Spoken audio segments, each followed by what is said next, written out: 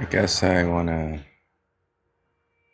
talk about today's topics in geopolitics, specifically the idea of oil rising, and with that, bringing up inflation in most products that are shipped and transported throughout the world. I think this is helping people understand how our system actually works, and it rightfully so is scaring them. Why the whole back to the land movement? I think people got scared out of their minds with COVID and how the governments and the society reacted, and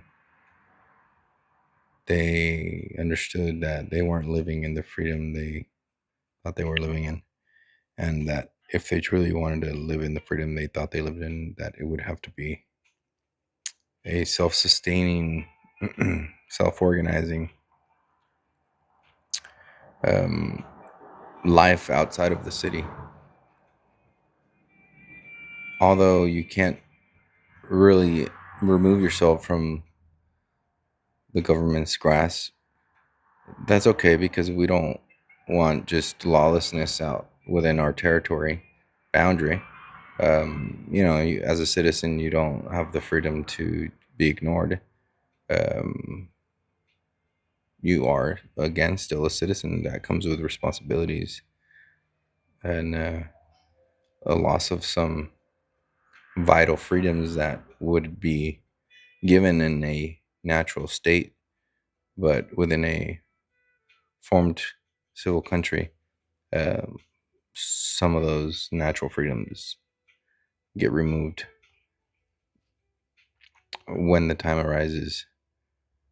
And when those times arise, like COVID and other situations, uh, it shocks the perception of the freedom that people perceive to have when they don't have skin in the game.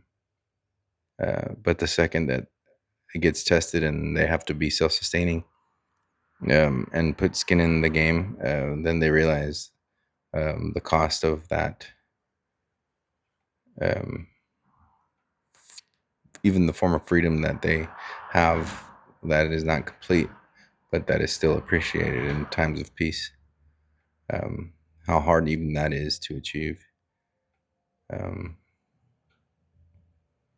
of course, you can go out into the land and somewhere in some third world country where the governments are weak and you feel that you might be self sustaining and uninterrupted from the government's eye, but then you're exposed to any predatory um,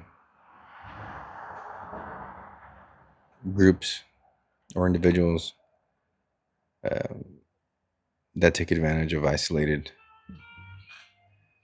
situations.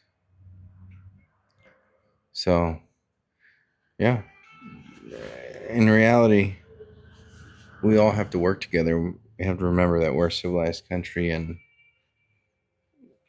if you do decide to want to be more isolationist, that you remember that you're still isolating within the territory of the civil body of the United States, and that comes with responsibility, um, fundamentally. And so I guess it's better.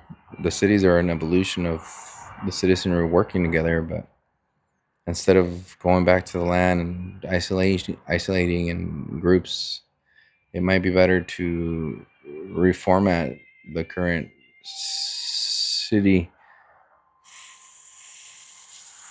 format and processes in which we use today to function, and redevelop new methods to to deploy our capitalistic system, so that uh, we can come out of this rut of consumption capitalism and more into a production capitalist um, framework, as in that is the moment in time that we live in. We need to build, not consume. So maybe with this oil shock, then the big picture of bringing reshoring and friendshoring, maybe it'll accelerate, and maybe that's what's happening. So we'll see. That's it for now. We'll see you guys in another video. Let me know what you think down below, and if you like this kind of commentary on general geopolitical topics, subscribe and like. Thank you.